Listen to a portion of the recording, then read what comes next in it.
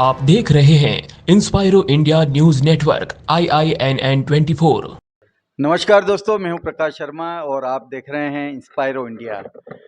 दोस्तों, जैसा कि आप जानते हैं कि इंस्पायरो इंडिया आपके लिए हर वक्त एक नई चीज़ लेके आता है और आज हमें डॉक्टर हेमंत जोशी और डॉक्टर अर्चना जोशी मिले हैं उदयपुर में, जो इनको लाइफ टाइम अचीवमेंट अवार्ड मिला है। कल ही उदयपुर में इंदर रेजिडेंसी में एक प्रोग्राम हुआ था और आज हमारी मुलाकात हुई है यहाँ lake city press club Udaipur में और कई सारी अच्छी बातें इन्होंने बताई। इसलिए मैं चाहता हूँ कि ये जो बातें हैं वो हमारे जो दर्शक है वो सुने और उसकी पालना करें, और वो हेल्थ से संबंधित है। हेल्थ को लेके काफ़ी अच्छा काम कर रहे हैं दोनों दंपति।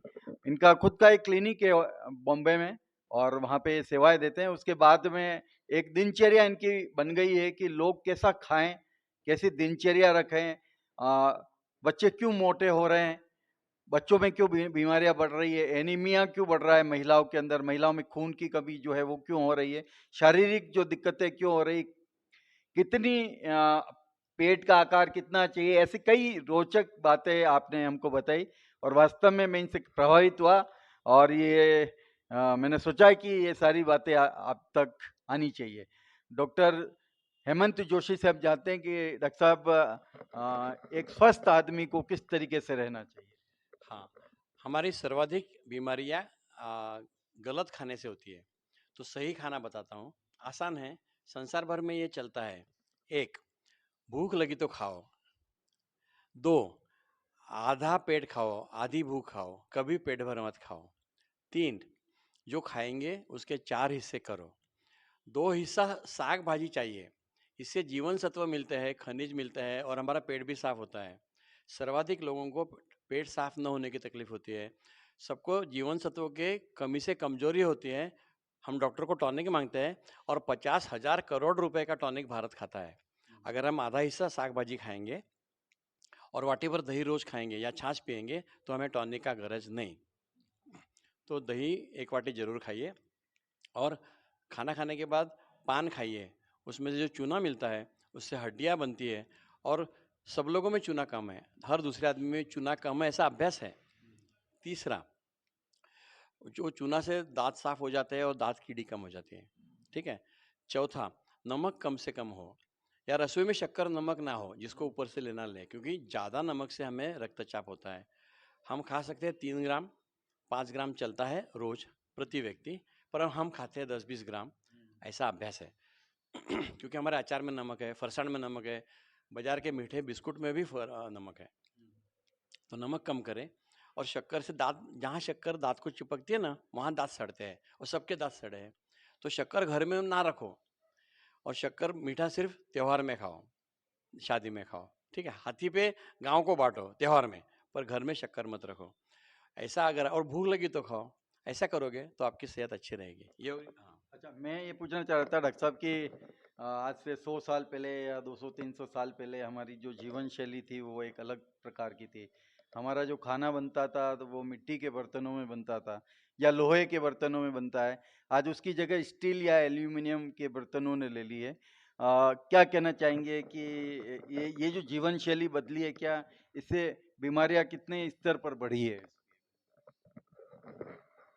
हम लोगों ने लोहे की कढ़ाई में खाना बनाना चाहिए, जिससे हमें पर्याप्त मात्रा में लोहा मिलेगा। हमें बाहर से आयरन की गोलियां या टॉनिक लेने की ज़रूरत नहीं पड़ेगी। विशेषतः बच्चों और माताओं ने ये करना ही चाहिए, क्योंकि बालिकाओं को, माताओं को हर महीने में मासिक महीना जाता है उनका, और हर महीने पाव लीटर या 300 ml खून जाता है, जो कि यदि वे महिलाएं पर्याप्त मात्रा में हरी सब्जियां ना खाएंगी या लोहे की कढ़ाई में बना हुआ खाना नहीं खाएंगी, तो उन्हें खून की कमी महसूस होगी।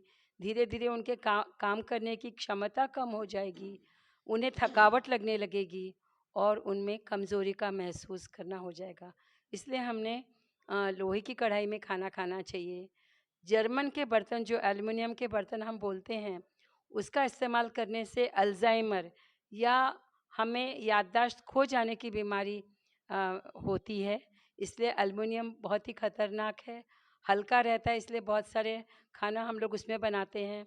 पर हमने एल्युमिनियम का इस्तेमाल नहीं करना चाहिए। हमारी जो पुराने ज़माने की आदतें थी कि हम लोहे की कढ़ाई, लोहे का तवा, लोहे का सराटा वगैरह यूज़ करते थे, वो हमने वापस करना चाहिए और हरी सब्जियां खाना चाहिए। लोहे की कमी के लिए हमने जो चीज़ें काट के काली पड़ जाती हैं, जैसे एप्पल काटा और काला पड़ गया, खजूर है, ये सब चीज़ें खाने से हमें खून की कमी महसूस नहीं होगी। और विशेषतः ये महिलाओं और बच्चों के लिए मैंने बताया है। डॉक्टर हेमंत जोशी को देती हूँ। एक प्रश्न मेरा है कि आजकल आपने एक बहुत अच्छी बात बताई थी कि बच्चों में मोटापा बढ़ रहा है। 10 में से आप 5-6 बच्चों में मोटापे की शिकायत है। तो इसको कम करने के लिए क्या क्या हमें कदम उठाना चाहिए? पहले ये समझ लो कि आधा कप चाय या 3 बिस्कुट सब की जड़ है। हम या बच्चे आधा कप चाय रोज ज़रूरत से ज़्यादा पिए या 3 बिस्कुट ज़्यादा खाए या 1 वाटी नाश्ता ज़्यादा करें तो महीने में वजन बढ़ जाता है। अनजाने वजन बढ़ता है, पेट आता है। और 1 चाय कम करेंगे, 3 बिस्कुट कम करेंगे तो हर महीना आधा किलो वजन कम हो जाएगा। तो एकदम आसान है, बीच के ज़्यादा खाने से वजन बढ़ता है। दूसरा, अगर एक स्कूल ने क्या किया कि स्कूल में बहुत जगह पानी के नलके कर दिए, तो बच्चे ज़्यादा पानी पिए तो उनका खाना कम हो गया। अच्छा। हाँ, और उनका वजन घट गया। फिर साउथ अफ्रीका ने क्या किया कि उनका बीच का नाश्ते का खाना कम कर दिया और उनको मैदान में कंपलसरी खेले बगैर घर नहीं जाने का ऐसा कर दिया, तो उनके बच्चे दुबले हो गए। तो बच्चों को 1 घंटा पसीना आना ही चाहिए, दौड़ के, धूप के, खेल के। और 2 खानों के बीच में अगर खाना है तो फल खाए, साग भाजी खाए, पानी पिए। तो मेरा मतलब कहना है कि माँ जो होती है वो लाड़ दुलार में, प्यार में बच्चे को ज़्यादा खिलाना चाहती है उसको। 2 बिस्किट और खा ले, एक थोड़ा सी चाय या दूध और पी ले, नुकसान करता है ये? नहीं, वो अच्छा है, पर दुबली कमर 100 साल उम्र, हर उम्र में। अगर कमर मोटी हो दिख रही है बच्चे की आपकी, तो उसको जान का खतरा है। चीन का अभ्यास है कि पेट दिखने के बाद 7 साल के बाद जो जांच करेगा उसको मालूम पड़ेगा कि उसको रक्तचाप और मधुमेह है। जो पेट कैसा आता है, जो हम जरूरत से ज़्यादा खाना खाते हैं उसकी चर्बी, उसकी शक्कर बनती है। शक्कर के कण जुड़ने से चर्बी बनती है। चर्बी जहर है, वो पेट में चर्बी की थैली है।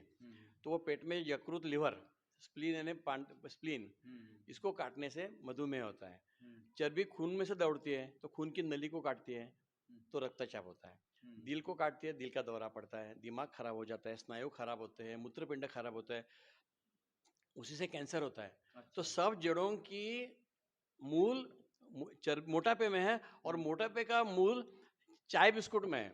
अच्छा। तो चाय बिस्कुट मेरे नज़र से भारत का जहर है।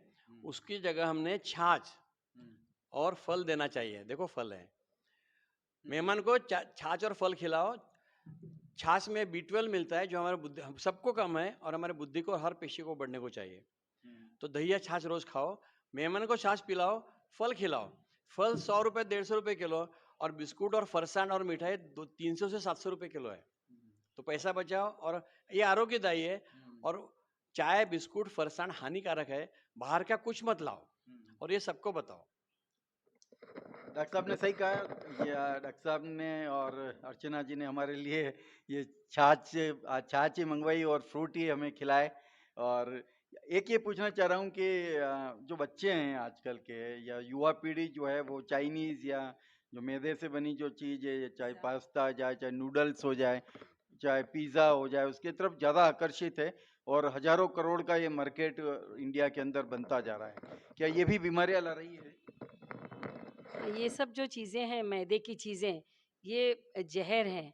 इससे कॉन्स्टिपेशन होता है, बद्धकोष्ठता होती है और ये हेल्दी नहीं है क्योंकि इसमें रिफाइंड शुगर्स हैं। इसलिए जितना हम कम प्रोसेस्ड फूड खाएँ, जैसे चोकर युक्त हम आटा बनाएँ या दलिया बोलते हैं, जो गेहूँ के 4 टुकड़े रहते हैं। यदि हम दलिया खाएँ, तो दलिया हमारे जो मैदे से है, 100 गुना ज़्यादा फ़ायदेमंद है। ये जो आप पिज़्ज़ा, बर्गर, ये सब चीज़ों का जो आप बता रहे हैं, पास्ता वगैरह, इससे कॉन्स्टिपेशन होता है, बच्चों का पेट साफ नहीं होता है और बच्चे इससे बीमार होते हैं। मोटापे का और एक बड़ा कारण आजकल जो हमने समाज में देख रहे हैं, वो है मोबाइल और टीवी का इस्तेमाल। बच्चे मैदानों में खेलने नहीं जाते हैं, स्कूल से आते हैं, मोबाइल पे गेम्स खेलते हैं। खेलते ज़रूर हैं पर मोबाइल पे खेलते हैं, जो उनके लिए हानिकारक है। उन्होंने इस उम्र में एक्टिविटीज़ करना चाहिए, बाहर खुले मैदान में खेलना चाहिए, पर वो ये सब न करते हुए मोबाइल से दिन भर चिपके रहते हैं।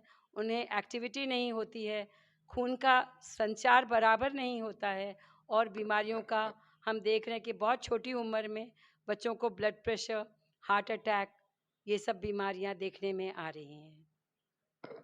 डॉक्टर साहब, एक आपने एक बात कही कि जितनी भूख हो उससे आधा खाना चाहिए और ज़्यादा से ज़्यादा कच्चा खाना खाना चाहिए। जबकि आजकल हम देख रहे हैं कि जो प्रीतिभोज होते हैं, जो शादी समारोह में बना होते हैं, उसमें 50-50 से ज़्यादा व्यंजन बनते हैं उसके अंदर, और आदमी कहीं कुछ छूट नहीं जाए उस चक्कर में सारी चीज़ें खाता है उसको। तो वो आदमी कितनी बीमारियां अपने पास ले रहा है। नहीं, हमें मालूम नहीं ना, अनाड़ीपन ही बीमारी है, सबसे बड़ी बीमारी। जिस दिन हमारे पत्रकार मित्र पूरे राजस्थान को और भारत को सिखा देंगे कि भूख लगी तो खाओ, आधी भूख खाओ, आधा हिस्सा कच्चा हो तो साग भाजी सलाद बन जाएगा, तो रसोई का काम कम हो जाएगा। इसमें स्त्री मुक्ति है, रसोई का काम आधा हो गया तो स्त्री मुक्ति हो गई ना। और जिंदगी बढ़ गई। तो जब ये मालूम पड़ेगा हम सबको तो स्वयं ये बदल जाएगा। ये अनाड़ीपन की बीमारी है। तो डॉक्टर साहब, हेमंत जी से, अर्चना जी से हमने बात की, आपने कई सारी पुस्तकें भी लिखी हैं, स्वास्थ्य के लिए ये पुस्तक है, इनके बारे में बताइए। और अगर कोई हमारा जो रीडर है, जो दर्शक है हमारा, अगर ये पुस्तक आपसे लेना चाहे या ऑनलाइन कैसे अवेलेबल हो सकती है, उसके बारे में आप कुछ बताएं। जी। नंबर 1, ये किताब है परिवार के आरोग्य रक्षक। जानकारी इसमें है, हमारे बीमारी क्या है, उन्हें कैसा टालें, और हुआ तो हम क्या करें, ऐसी किताब है। तो इसका QR कोड हम साहब जी के पास दे देते हैं, उसका लिंक, तो आप इसकी PDF भी दे देते हैं। और आप डॉक्टर हेमंत जोशी नेट पर लिखिए, और लिंक ट्री में आप डॉक्टर हेमंत जोशी लिखिए तो आपको ये मिल जाएंगी। ये क्या है? ये WHO की बाल रोग की किताब है, ये WHO की बाल रोग की किताब है। इसको हमने हिंदी और मराठी की है, ये भी आपको वहाँ मिल जाएगी। तो आपके सब बीमारी क्या है, उसकी सब जानकारी, उनकी इलाज क्या है, ये डॉक्टरों के लिए और परिचारिकाओं के लिए लिखी है, पर ये माता पिता और हर एक के लिए उपयुक्त है। ये मराठी और हिंदी में उपलब्ध है, ये पूरा देश है। तो दोस्तों, ये बुक्स के बारे में भी आपको बताया, और मोटी जो बात ये है कि डॉक्टर साहब ये कहना चाह रहे हैं पूरे राजस्थान, क्या पूरे देश को, देश के लोगों को, महिलाओं को, पुरुषों को यही संदेश देना चाह रहे हैं कि जितनी आपको भूख लगे उससे आधा खाएं।